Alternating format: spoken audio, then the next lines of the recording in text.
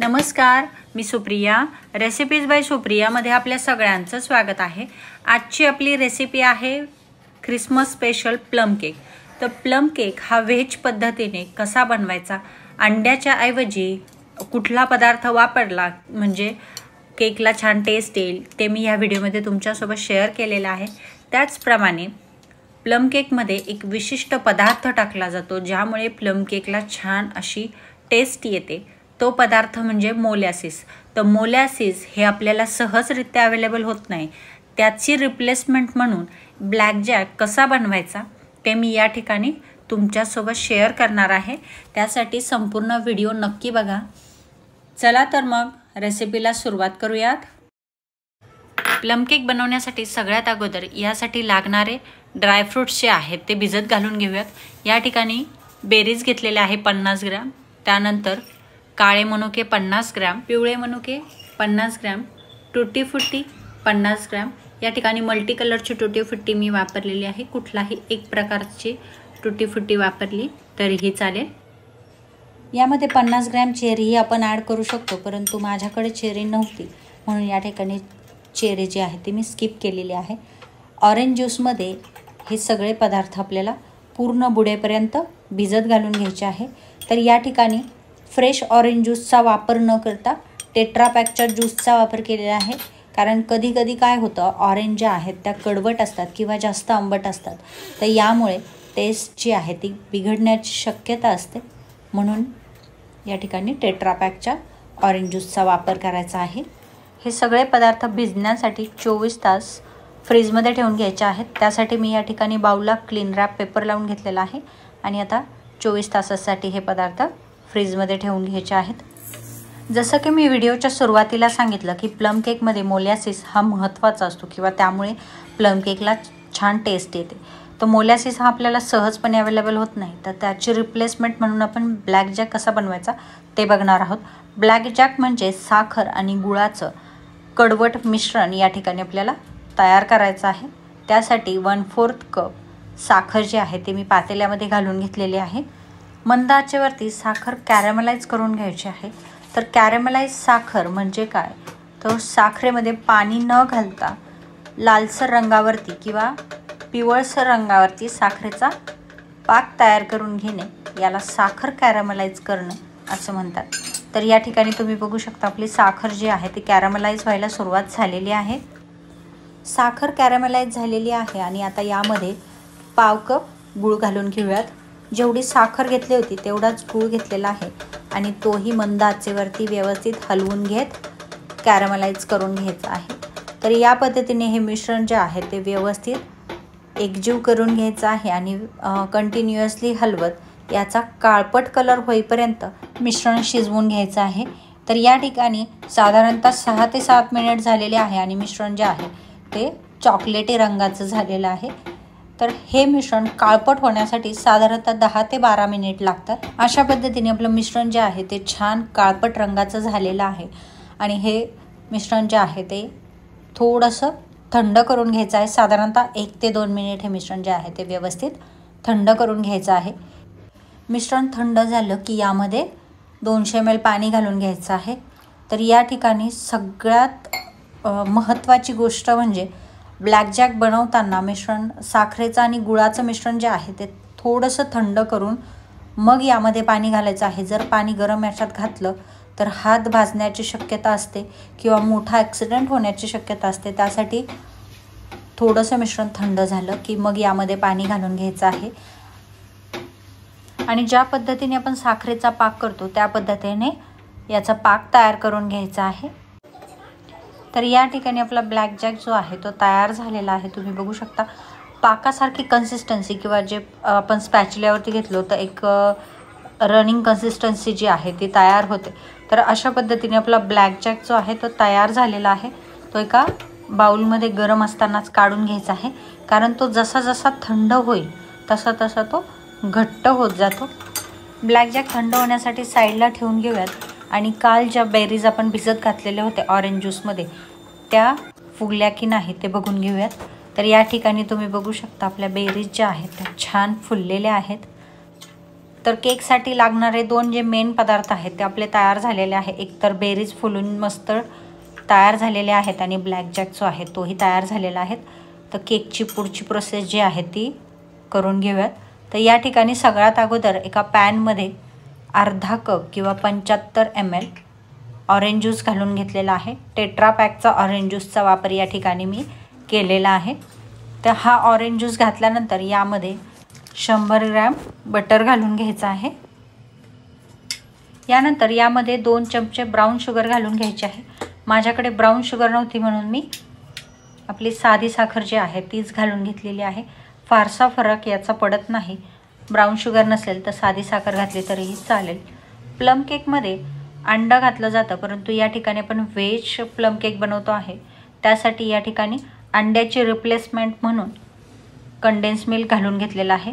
जर या ठिकाणी अंड्याचा वापर करायचा असेल तर कंडेन्स मिल्क जे आहे त्याऐवजी अंडी घालायची आहे. परंतु हे मिश्रण जेव्हा थंड होईल तेव्हा यामध्ये अंडी घालायची आहे, नाहीतर ती अंडी जी आहे ती शिजून निघतील आणि केक व्यवस्थित होणार नाही. यामध्ये तयार करून घेतलेला ब्लॅक जॅक घालून घ्यायचा आहे. ब्लॅक जॅक थंड झाल्यानंतर त्याची कन्सिस्टन्सी जी आहे ती तुम्ही बघू शकता. अगदी चिकट अशी कन्सिस्टन्सी जी आहे ती तयार झालेली आहे. 50 ग्रॅम ब्लॅक जॅक या ठिकाणी मी घालून घेतलेला आहे. ब्लॅक जॅकमुळे प्लम केकला छान कडवट अशी टेस्ट येते आणि त्याची कडवटपणा कमी व्हावा यासाठी ब्राऊन शुगर किंवा साखरेचा वापर या ठिकाणी आपण केलेला आहे. मंद आचेवरती हे मिश्रण व्यवस्थित एकजीव करून घ्यायचं आहे. तर या ठिकाणी आपलं मिश्रण जे आहे ते छान एकजीव झालेलं आहे. तुम्ही बघू शकता छान असा ब्राऊन कलर जो आहे तो आपल्या मिश्रणाला आलेला आहे. जसा प्लम केकला कलर असतो त्याच पद्धतीचा कलर आपल्या मिश्रणाला या ठिकाणी आलेला आहे. तर आता तयार झालेलं हे मिश्रण जे आहे ते थंड होण्यासाठी साईडला ठेवून घेऊयात. ज्या बेरीज आपण भिजत घालून घेतलेल्या होत्या त्या सगळ्या बेरीज गाळून घेतलेल्या आहेत आणि ते मिश्रण थोडंसं थंड झाल्यानंतर यामध्ये ह्या बेरीज ज्या आहेत त्या व्यवस्थित मिक्स करून घ्यायच्या आहे. तर अशा पद्धतीने आपलं वेट इन्ग्रेडियंट जे आहे ते तयार झालेले आहे. आता ड्राय इन्ग्रेडियंट तयार करून घेऊयात. तर त्यासाठी या ठिकाणी मी 140 ग्रॅम मैदा घेतलेला आहे. यामध्ये चिमूटभर मीठ घालून घ्यायचं आहे. मिठाने गोडाच्या पदार्थांना छान टेस्ट येते यासाठी थोडंसं मीठ घालून घ्यायचं आहे. 1/4 टीस्पून लवंग पावडर, 1/2 टीस्पून दालचिनी पावडर, 1/2 टीस्पून सुंठ पावडर, 1/4 टीस्पून जायफळ पावडर घालून घ्यायचे आहे. हे सगळे पदार्थ हे प्लम केकमध्ये खूप महत्त्वाचे असतात. त्यानंतर 1/4 टीस्पून खायचा सोडा किंवा बेकिंग सोडा, 1/2 टीस्पून बेकिंग पावडर.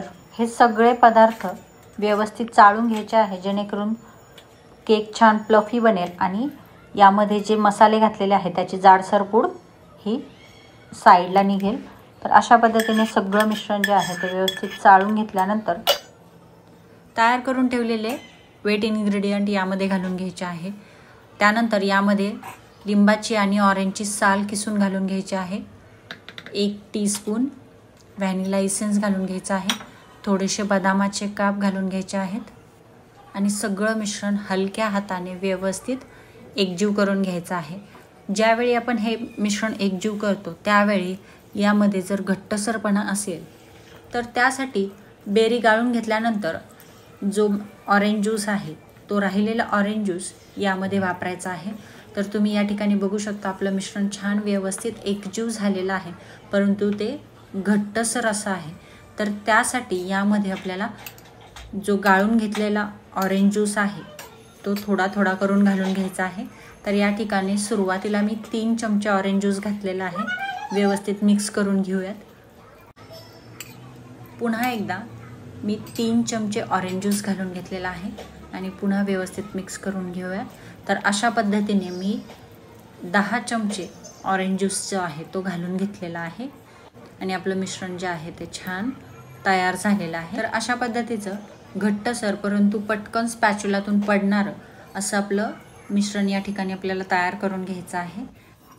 मिश्रण केक टीनमध्ये घालण्या अगोदर टीनला छान तेल लावून घेतलेलं आहे सगळीकडून. यामध्ये बटर पेपर घालून बटर पेपरलाही थोडंसं तेल लावून घेतलेलं आहे जेणेकरून केक व्यवस्थित आणि पटकन निघून येईल. तयार करून ठेवलेलं मिश्रण जे आहे ते केक टीनमध्ये घालून घेऊयात. त्यानंतर यावरती गार्निशिंगसाठी ड्रायफ्रूट्स घालून घेऊयात. तुमच्या आवडीनुसार कुठलेही ड्रायफ्रूट्स या ठिकाणी तुम्ही घालून घेऊ शकता.